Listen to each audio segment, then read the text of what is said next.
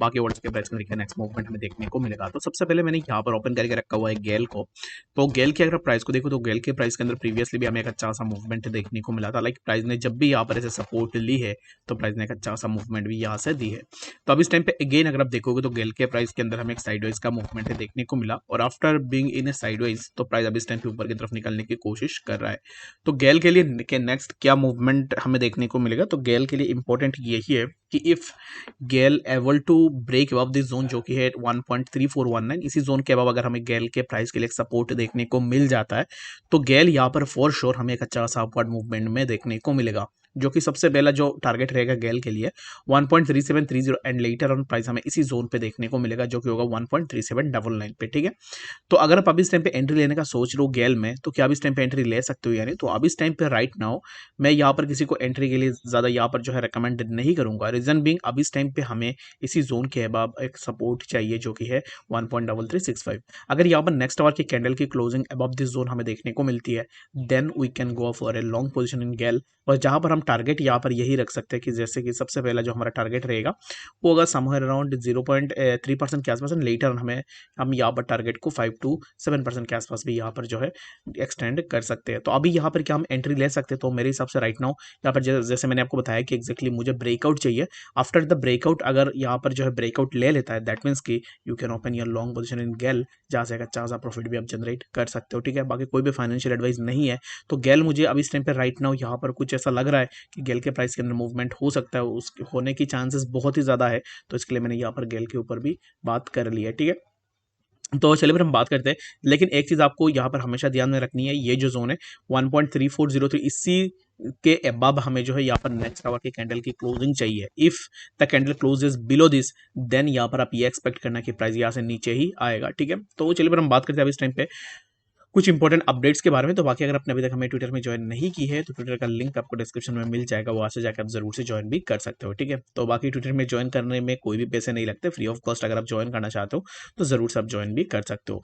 तो सेक का अगर आप देखो तो सेक ऑलरेडी बहुत पहले से ही क्रिप्टो के पीछे पड़ा हुआ है। तो अब इस टाइम पे सेक ने फिर से बोला है कि SEC bold move on crypto, former SEC attorney are just dodge action against crypto fraud. तो यहाँ पर जितने भी क्रिप्टो फ्रॉड्स वगैरह हो रही है तो उनके ऊपर यहाँ पर एक्शन लेने के लिए फॉर्मर सेक ने ऑलरेडी बता दिया है यूएस जस्टिस डिपार्टमेंट को। ठीक है, तो यहाँ पर अब इस टाइम पे क्या है कि जो भी यहाँ पर स्कैम वगैरह है उनके ऊपर जो भी अब इस टाइम पे जस्टिस डिपार्टमेंट देख रही है, तो प्रीवियसली भी हमें सिमिलर काइंड ऑफ चीज़ें देखने को मिली है। तो this is not something new कि एग्जैक्टली मार्केट के अंदर आया है। तो सेक ऑलरेडी यहाँ पर इस चीज़ को हमेशा हाईलाइट करती है कि उसको यहाँ पर हर एक चीज़ के ऊपर घुसना है। ठीक है, ऐसा होता है ना कि एग्जैक्टली कुछ भी बात हो लेकिन सेक को यहाँ पर इंटरफेयर करनी ही है। तो सिमिलर काइंड ऑफ चीज़ें अब इस टाइम पे सेक कर रही है। तो आने वाले टाइम में हो सकता है कि हमें यहाँ पर कुछ स्ट्रिक्ट चीज़ें देखने को मिले मार्केट के अंदर। ऑलरेडी सेक की तरफ से बहुत सारे अपडेट्स हमें देखने को मिल रहे हैं बाइनेंस को लेकर, कॉइनबेस को लेकर।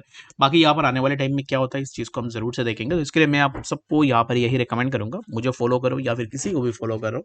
लेकिन right now you all need to follow a channel जहाँ पर आपको न्यूज़ेस देखने को मिल जाए। ठीक है, तो न्यूज़ेस यानी कि आपको पूरा डिटेल्स में चीज़ें देखने को मिले।